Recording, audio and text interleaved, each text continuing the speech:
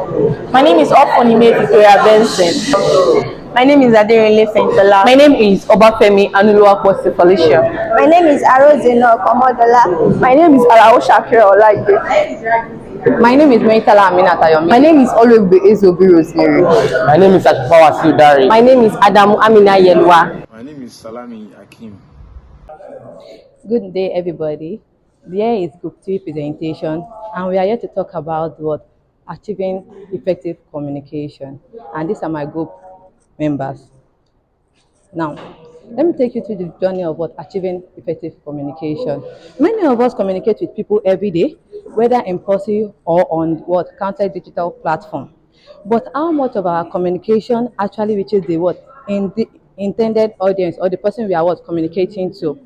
Effective communication requires us to be what to be clear and complete in what we are trying to what express. Being an effective communication in a professional and personal life involves learning the skills in what exchanging information with clarity and what understanding. What is effective communication? Effective communication is the exchange of information between two or more people that results in mutual understanding of the message being conveyed. It is not just about exchanging information, but understanding emotions and intentions behind it. But mostly when we try to communicate with others, something goes wrong. We say one thing, the other person hears another thing, and it leads to misunderstanding, conflicts. It can cause problems in the home, school, work, relationships, even among peers. Effective communication sounds like it should be instinctive, but all too often, when we try to communicate something, goes astray. How to achieve effective communication? In order to achieve effective communication, there are some skills you have to carry out. Skill number 1, become an engaged listener. When communicating with others, make sure you focus on what they are saying and make sure you talk less to understand their emotions they are trying to pass across. Skill number 2, pay attention to the non-verbal skills. When the way you look and listen and move and react to other people will tell how they feel about what you're saying. Non-verbal communication or body language includes facial expression, body movement, and gesture and eye contact.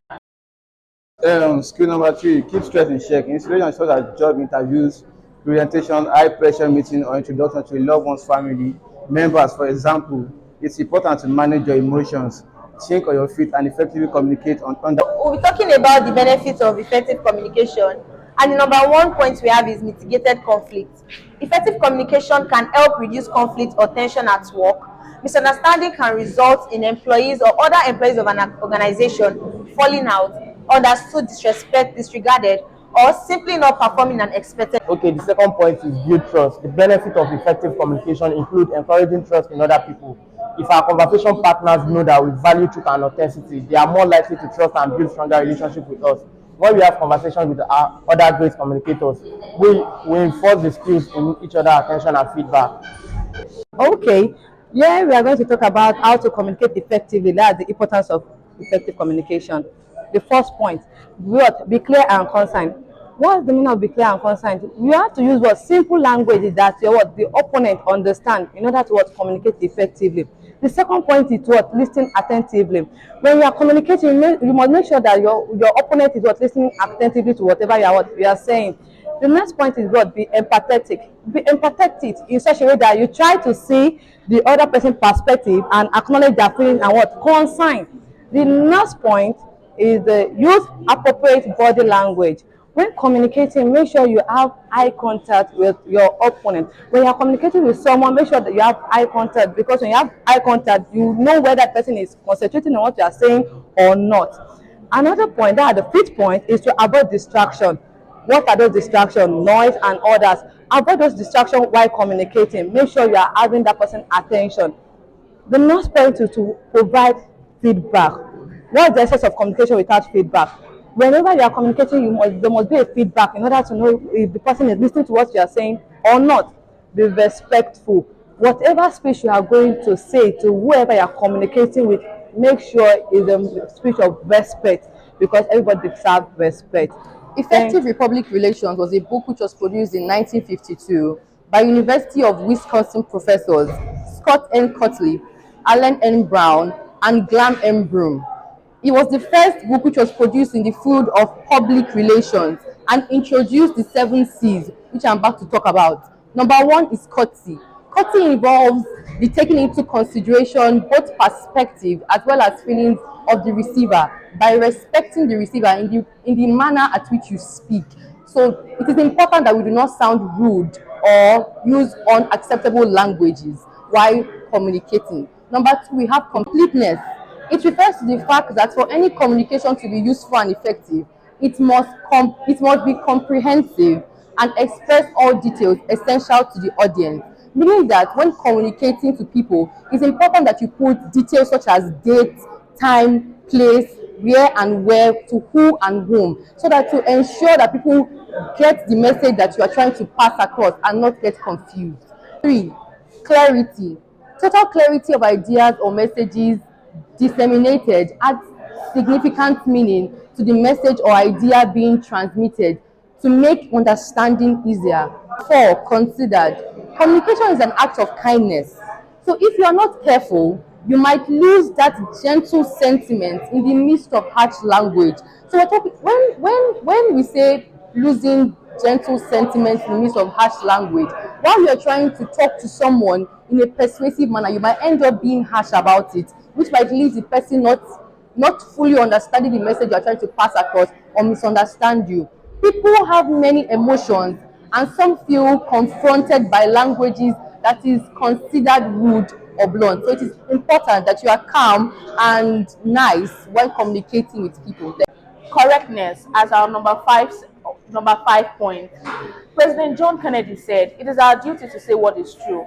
Communication must be correct for it to be understood. When we communicate, the first thing we must do is to be accurate in our facts and provide the details. Number 6, concreteness. It is an aspect of effective communication to be of being specific, definite, and vivid rather than vague and general. When shaping your communication, you must ensure that you are specific and that the logic and message that you are using fits together. 7, conciseness.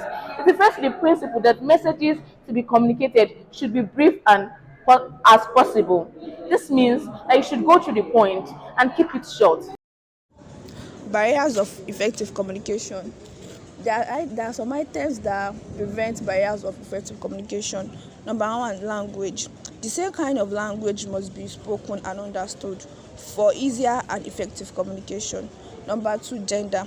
Men and women are assigned to role in the society, and this can lead to barriers in effective communication, as the role of a man must not be assigned to a woman, and a role of a woman must not be assigned to a man.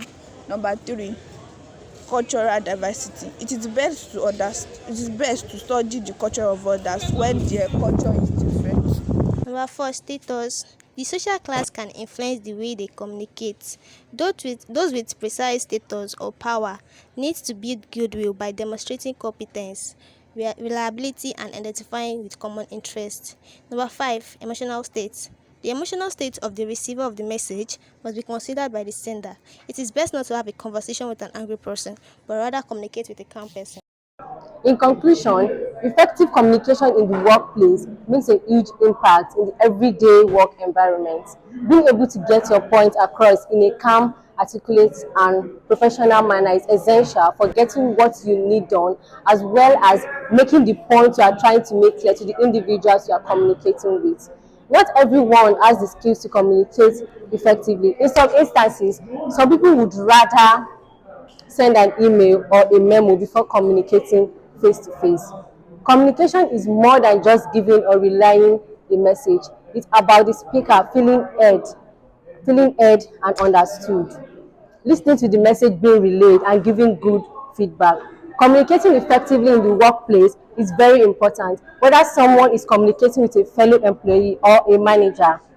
Communicating effectively can also make our work a little easier, whether it is verbal communication, which involves speaking, or non-verbal communication, which involves sending an email or memo. It has to be clear, and everyone who is involved needs to be well informed. Thank you.